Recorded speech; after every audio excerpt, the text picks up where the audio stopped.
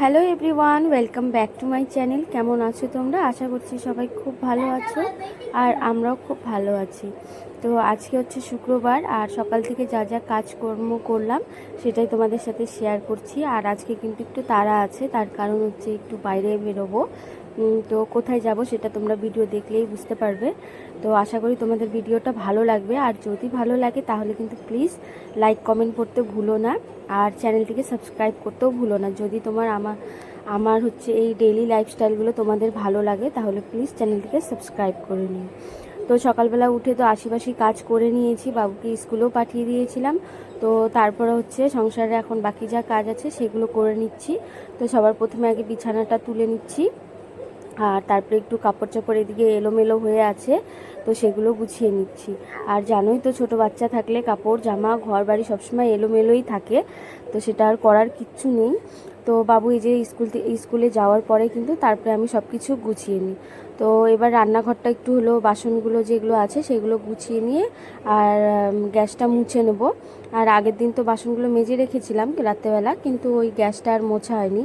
ওই যে সময় পেলে পারে যতটুকু পারি আর কি রাত্রে করে রাখি, যাতে করে সকালবেলা খুব বেশি একটা কাজের চাপ না থাকে, আর বাকি যা সংসারে কাজগুলো থাকে সেগুলো আমি আস্তে ধীরে করে করতে পারি।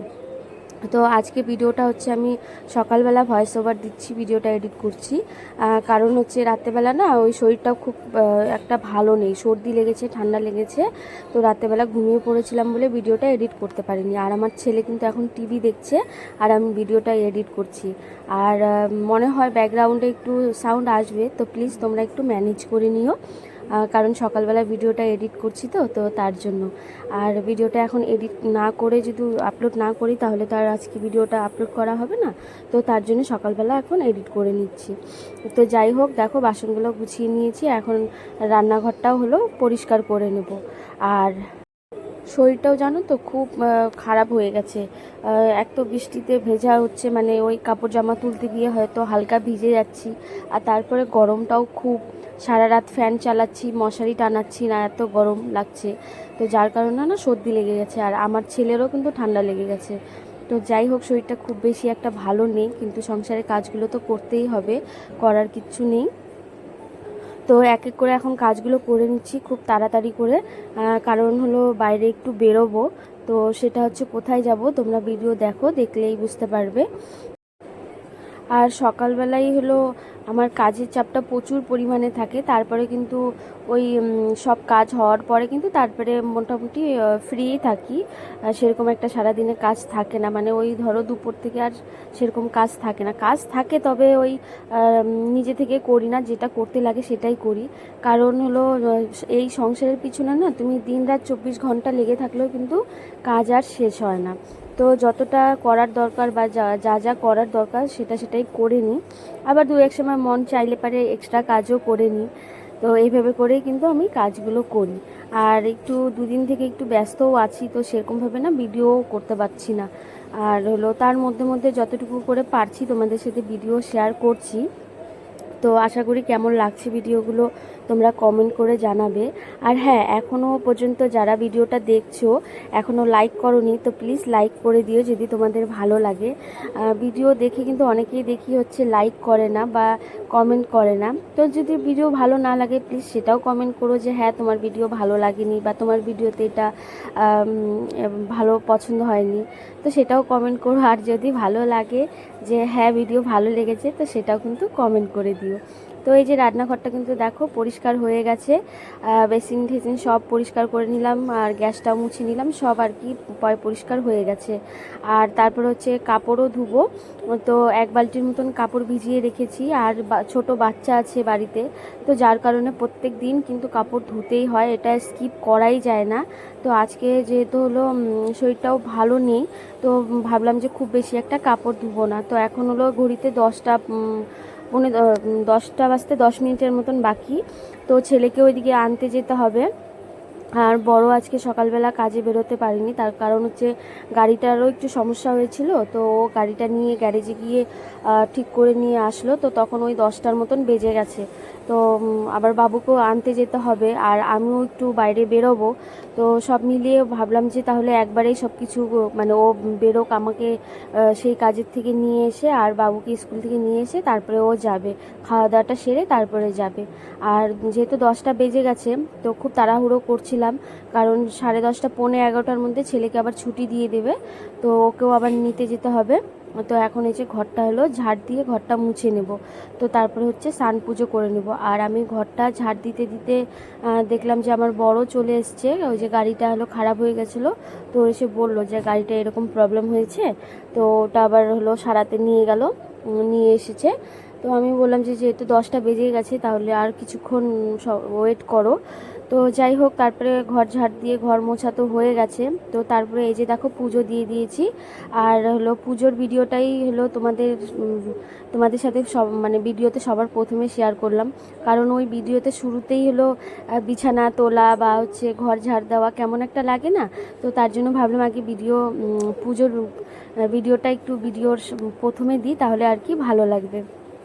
তো এই যে দেখো, আজকে সকালবেলা আবার মায়ের বাড়িতে গেছিলাম, কারণ হচ্ছে আমি বাইরে বেরোবো বললাম তোমাদেরকে, তো সেটা হচ্ছে ব্যাংকে যাব, একটু দরকার আছে।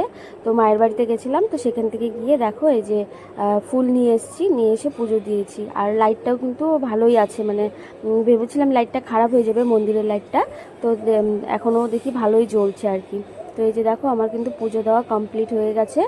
তো এরপরে হচ্ছে আমরা বেরোবো আর ব্যাংকে যাচ্ছি, তার কারণ হচ্ছে যে আমার সেন্ট্রাল ব্যাংকের অ্যাকাউন্টে তো আমি এটিএম অ্যাপ্লাই করেছিলাম, তো সেটা কিন্তু হচ্ছে 2-3 মাস হয়ে গেল চলে এসছে।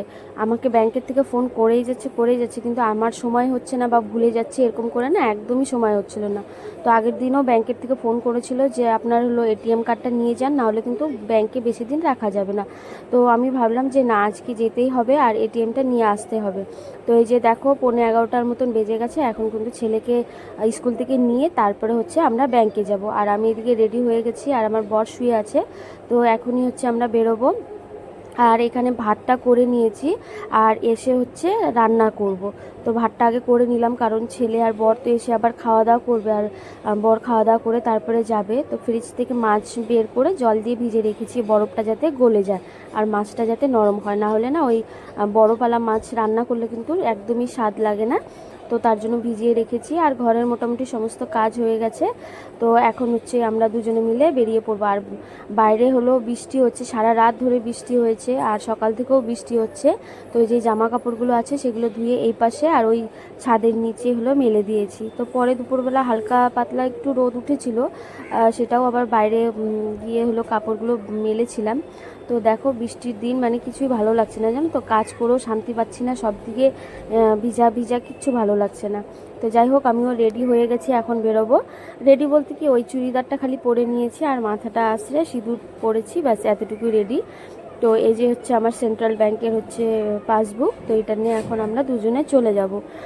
যেহেতু আমি প্রথমে ভেবেছিলাম যে আগে ব্যাংকে গিয়ে এটিএমটা রিসিভ করে তারপরে বাবুকে নিয়ে আসবো, তো ভাবলাম আবার দেরি হয়ে যাবে, তো ওর থেকে ভালো যে বাবুকে নিয়ে তারপরে ওই দিক দিয়েই চলে যাবো। আর খুব বেশি একটা দূর না, ওই 10-20 মিনিটের মতন লাগবে আর কি ব্যাংকে যেতে আর বাবুকেও নিতে। আর আমাদের বাড়ি থেকে তো হচ্ছে বাবুদের স্কুলও খুব বেশি একটা দূর না, ওই পায়ে হেঁটে গেলে ধরো হচ্ছে 2-4 মিনিটের মতন লাগে, আর গাড়িতে করে গেলে পারে ওই 2 মিনিটের মতন লাগে। তো আমি হলো ঘরটা তালাও মারলাম না আর জানলাগুলো খুলে রেখেছি, যে চলেই আসবো, 10-15 মিনিট বা 20 মিনিটের মতন সময় লাগবে। তো আমার বরকে বলছিলাম যে ছাতা নিয়ে নেবো নাকি, কারণ যেহেতু বৃষ্টি পড়ছে। তো আমার বর বললো যে লাগবে না, কারণ গাড়িতেই তো থাকবে। তো এই যে দেখো আমাদের বাড়ির এই অবস্থা, এইভাবে চলাফেরা করতে হচ্ছে, খুবই অসুবিধা হচ্ছে জানো। কবে যে এই বাসগুলো খুলবে আর ভালো লাগছে না, কাজকর্ম করা তারপর এই চলাফেরা করা এতটা অসুবিধা হয়ে গেছে না যে কি বলবো আর।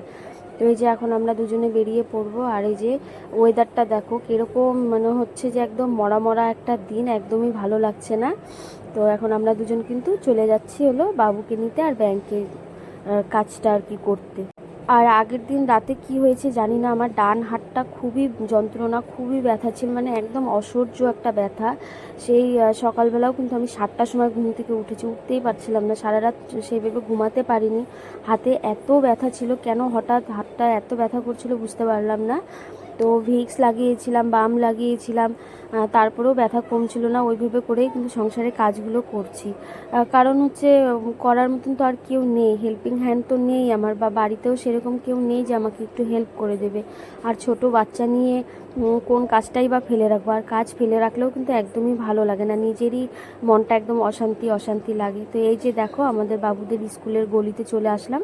বাড়ি থেকে খুব বেশি একটা দূর না, একদমই সামনে, আমাদের বাড়ির সামনেই কিন্তু বাজার আছে। তো সেই বাজারের সামনেই হচ্ছে স্কুলটা আর কি। তো এই যে স্কুলে এসে বাবুকে নিয়ে নিলাম। আর আজকে কিন্তু বাবুর হলো স্কুলের টেস্ট ছিল, মানে সারা সপ্তাহ যা পড়ানো হয় সেটা তো উইকলি একটা টেস্ট থাকে, তো সেটা হচ্ছে শুক্রবার করে নেয় আর কি। তো পাশ করেছে, আর সেটা ম্যাম খাতা দেখালো আমাকে। তো ভালোই করেছে আর কি। খুব হার্ড পড়া জানো ওদের, এত কড়া কড়া, মানে পড়ালেখা এতটুকু বাচ্চার না আমারই মাথা ঘুরে যায় যে এত ছোট বয়সে এত পড়ার চাপ, মাথাই খারাপ হয়ে যায়। তো এখন চলে যাচ্ছি আমরা তিনজনে মিলে, আর বাবুকে একটু আদর করে দিচ্ছিলাম। ওকে বলছিলাম যে তুমি পাস করেছো, ম্যাম ভালো বলেছে। তো ওকে একটু আদর করে নিচ্ছিলাম। আর ও আমাকে তো নানান কথা জিজ্ঞাসা করছে, এটা কি ওটা কি, এটা কেন ওটা কেন। জানোই তো ছোট বাচ্চাদের কত রকমের প্রশ্ন থাকে। তো এই যে দেখো এটা হচ্ছে আমাদের শিলিগুড়ির চাম্পাশরী রোড। আর এই রাস্তাটা কিন্তু এখন বানাচ্ছে, প্রায় ওই 1-2 বছরের মতন হলো এই রাস্তাটা কিন্তু আমাদের ঠিক করছে। আগে হলো এটা কিন্তু হাইওয়ে, আগে এই যে একটা রাস্তায় ছিল, তো এখন কিন্তু 4 লাইন হয়ে যাচ্ছে। আর এখন 4 লাইন হওয়াতে কিন্তু অনেকটাই ভালো হবে। কিন্তু কি বলতো, ওই আশেপাশে যে ওই রোডের পাশে যে দোকানগুলো সেগুলো তো তুলে ফেলেছে, অনেকের বাড়ি ঘরও ভেঙে ফেলেছে, কিন্তু তাতে করে কিন্তু আমাদের মতন মধ্যবিত্ত ফ্যামিলির কিন্তু অনেকটাই কষ্ট আর কি, অনেকটাই সমস্যা হচ্ছে।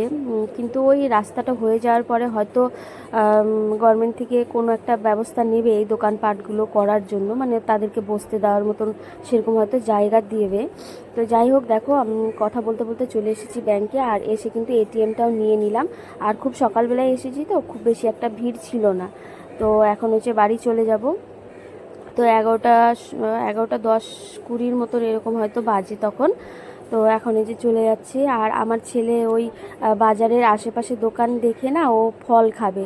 আর ও ছোট থেকে বড় হয়েছে, কোনো দিনও ওর ফল ওকে আমি খাওয়াতে পারি নাই, কিন্তু ইদানিং দেখছি কি হয়েছে, ওর ফলের প্রতি খুব একটা টান হয়েছে, মানে ইচ্ছা হয় আর কি, ও ফল খাবে, এটা খাবে ওটা খাবে।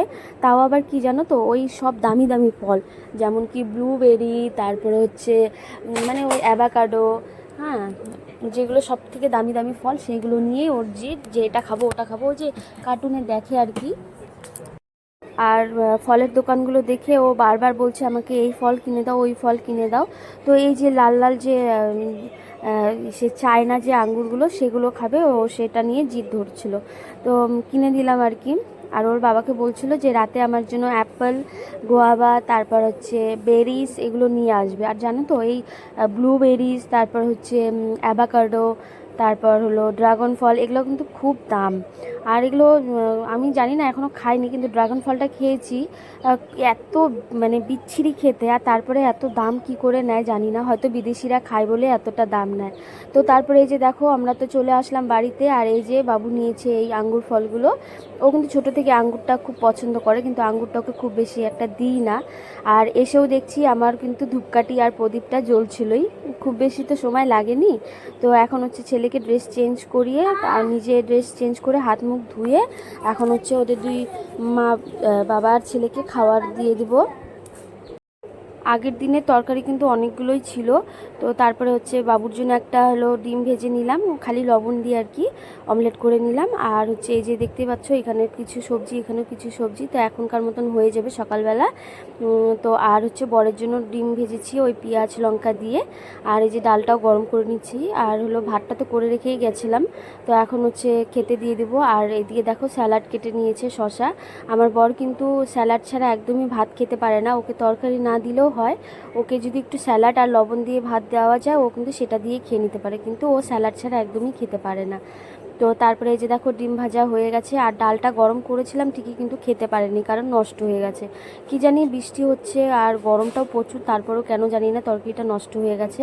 তো এখানে দেখো এই যে তিনজনের জন্যই ভাত বেড়ে নিয়েছি, ভাবলাম যে বাবুকেও একটু খাওয়াবো, তো আমারও খিদে পেয়েছিল, আমি 2-1 গাল ভাত খেয়ে নেব। তো এই যে দেখো এখানে কত রকমের সবজি। আর এই দিয়ে এখন বাজে দুপুর হচ্ছে 1:45 মতন, 2টো বাজতে 10 মিনিট বাকি। আর এই যে ছেলেকে এখন হোমওয়ার্ক করাবো, তারপরে হচ্ছে দুজনে খাওয়া দাওয়া করবো, তারপরে হচ্ছে ঘুমাবো দুজনে। আর হচ্ছে খাওয়া দাওয়া করার পরে তো একটু রেস্ট করছিলাম, আর ছাদে গিয়ে কাপড়গুলো দিয়ে আসলাম যেগুলো সকালে ধুয়েছিলাম, তো সেগুলো ছাদে দিয়ে আসলাম। এখন একটু রোদ রোদ উঠেছে, আবার মেঘও হচ্ছে। আর হচ্ছে রান্না করিনি আজকে, তো সেটা তো বললামই তোমাদেরকে। বসো পটিতে। আমার ছেলে ওদিকে বাথরুমে স্নান করছে। ও এতক্ষণ খেলার জন্য বাইরে গেছিলো, আর বাইরে গিয়ে খেলা করছিল। ও আসবেই না, জোর করে নিয়ে আসলাম, 2টোর মতন বেজে গেছে। তো এখন ওকে হচ্ছে স্নান করতে দিলাম, স্নান করিয়ে ওকে পড়াবো আগে, পড়ানোর পরে তারপরে খাওয়া দাওয়া করবো, ঘুমাবো। আর রান্না করিনি, ওই বাড়ির থেকে দিদি তরকারি দিয়ে পাঠালো। আমি ফোন করে বলেছিলাম যে বাবুর জন্য খালি একটু তরকারি দিতে, তো ও আবার কী করেছে, বেশি করেই দিয়েছে। আবার ফোন করে জিজ্ঞেস করেছিল যে ভাত দেবো নাকি, তা আমি বললাম না, ভাত তো করেছি, আর যা তরকারি আছে আমাদের বাড়িতে আর কি সেগুলো দিয়ে তো আমার হয়ে যাবে। তো দিদি আবার গরম গরম তরকারি পাঠিয়েছে, সেটা দিয়ে খেয়ে নেবো। তো চলো দেখাই কি কি দিয়েছে। এই যে এখানে দেখো, তো তোমাদেরকে খুলে দেখাই কি কি দিয়েছে।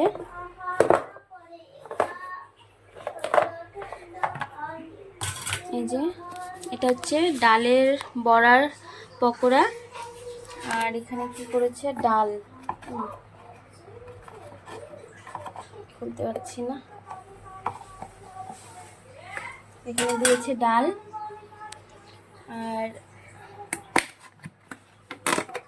এখানে দিয়েছে ওই যে কি বলে ওটাকে,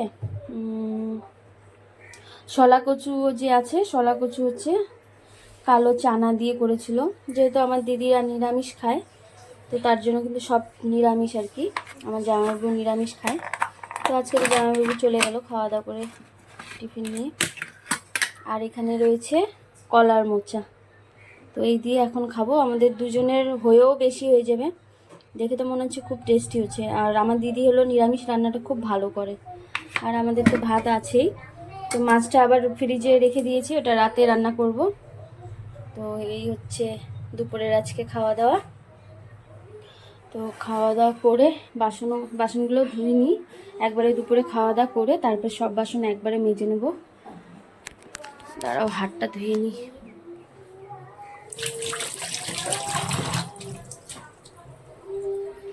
যে কি হচ্ছে কিছুই বুঝতে পারছি না, মেঘ হচ্ছে, রোদ হচ্ছে, বৃষ্টি, কালকে রাতেও সারা রাত বৃষ্টি হয়েছিল, আর সকাল থেকেও বৃষ্টি হচ্ছে। তো চলো আর ভিডিওটা বড় করলাম না, আজকের মতন ভিডিওটা এখানেই শেষ করলাম। কেমন লাগলো তোমরা কিন্তু কমেন্ট করে জানিও। আর আজকের ভিডিওতে যারা প্রথম এসেছো বা আমার চ্যানেলে প্রথমবার ভিজিট করেছো, তো তাদের কাছে রিকোয়েস্ট, ভিডিও দেখার পরে যদি তোমাদের ভালো লাগে ভিডিও বা আমার ডেইলি লাইফস্টাইল যে তোমাদের সাথে শেয়ার করি, তোমাদের যদি সেগুলো দেখার ইচ্ছা থাকে বা ভালো লাগে আমার ভিডিওগুলো, তাহলে প্লিজ চ্যানেলটিকে সাবস্ক্রাইব করে নিও, আর লাইক কমেন্ট করতে কিন্তু ভুলো না। তো চলো সবাই ভালো থেকো, সুস্থ থেকো, দেখা হচ্ছে নেক্সট ভিডিওতে। Tata bye.